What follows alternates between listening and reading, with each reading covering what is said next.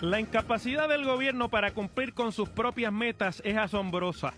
En 2009 anunciaron orondamente que a finales de ese año 2009 comenzaría la inspección de todos los furgones que entran al puerto de San Juan. Pasó el 2009 y nada. Luego anunciaron que sería para marzo de 2010, nada. Verano de 2010 y nada pasó. Finales de 2010, nada. A principios de 2011, el propio gobernador anunció que sería para febrero de 2011. Nada. En febrero, el director de puertos dijo que sería en marzo. Nada.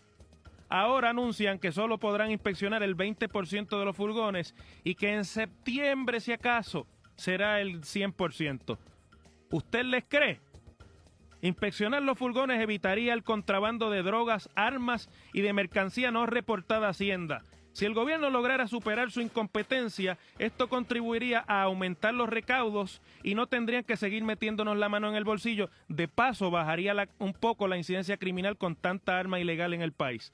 Tanta dificultad para lograr la inspección levanta dudas en cuanto a las verdaderas razones para la demora. Hay que preguntarse quiénes están detrás. Como dirían en inglés, who benefit. De las mentiras ya ni hablamos porque ese es el modus operandi de la incompetencia que nos gobierna. Son las 12:04 de la tarde. Foro Político. Información y análisis por el 580. Bueno, vamos a comenzar la discusión de los temas de este programa de hoy. Un fin de semana que, aunque no es largo, se convierte en largo por el feriado de mañana, que es un poco imprudente para hacer un martes, entonces la gente lo estira el lunes y martes. 19 muertos en este fin de semana. Cualquiera diría que la invasión o la acción de los aliados en Libia fue en Puerto Rico y no fue en Libia. Yo creo que han muerto menos en los bombardeos y el ataque de las fuerzas de la OTAN en Libia que lo que murieron en Puerto Rico este fin de semana. Y se supone que nosotros estamos en el lado exitoso del mundo y que esos países del Medio Oriente y de África son el reducto del éxito, son los países pobres los que no tienen paz. Y en este Puerto Rico de primer mundo, entre comillas, han matado a 19 puertorriqueños en el fin de semana. La historia de la abogada Dimari Broco Irizarry, que salía del cine el viernes por la noche junto a su hermano y fue ultimada en el Expreso de Diego en dirección hacia Dorado cuando se vio involucrada en un fuego allí entre vehículos, evidentemente sicarios del mundo del narcotráfico, buscando a alguien o tratando de ultimar, de ajustar alguna cuenta del negocito del narcotráfico. Y alcanzó a esta joven mujer abogada de 33 años con un disparo en la garganta que le costó la vida inmediatamente. Y casos como este se repiten fin de semana tras fin de semana, porque en esta violencia del narcotráfico que nos arropa, la gran mayoría de esos 19 que murieron víctimas de un ajuste de cuentas en el narcotráfico, de una cañona que tiraron en algún sitio, y que en ese mundo, como no hay tribunal a donde irse a quejar, ni hay departamento del DACO a donde usted irá a decir que le engañaron y que la venta fue fraudulenta o que la mercancía no era la prometida, pues en ese mundo no existen los canales institucionales para usted poderse manifestar la manifestación es a base del cañón, de la pistola o del rifle o el revólver.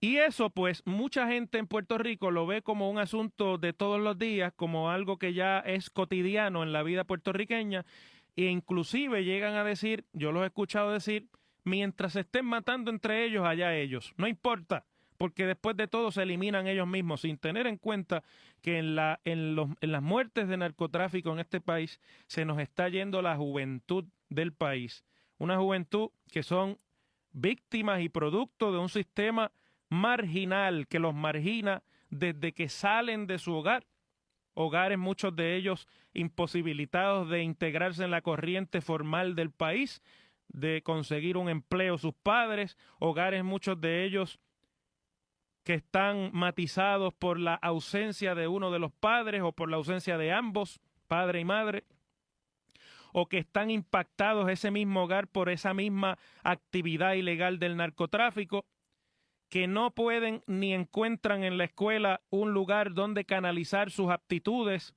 o la escuela simplemente no sabe cómo bregar con los problemas que ellos llevan a la escuela y terminan desertándola. Hogares que miran el éxito a base de lo que usted puede adquirir y no de lo que usted es y de lo que usted se prepara para hacer en la vida.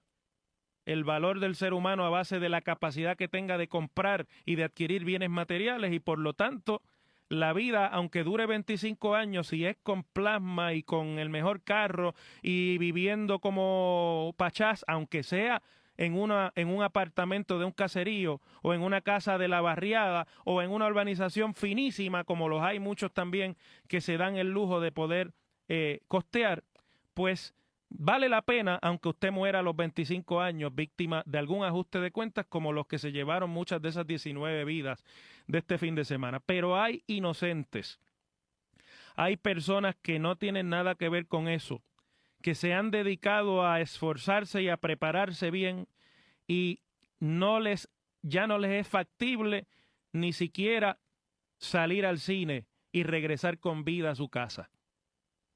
Sin esperárselo usted y sin ningún tipo de involucramiento en lo que allí estuviese sucediendo, esta mujer joven, abogada, Dimari Broco Irizarry, no pudo regresar el viernes a su casa después de compartir en el cine.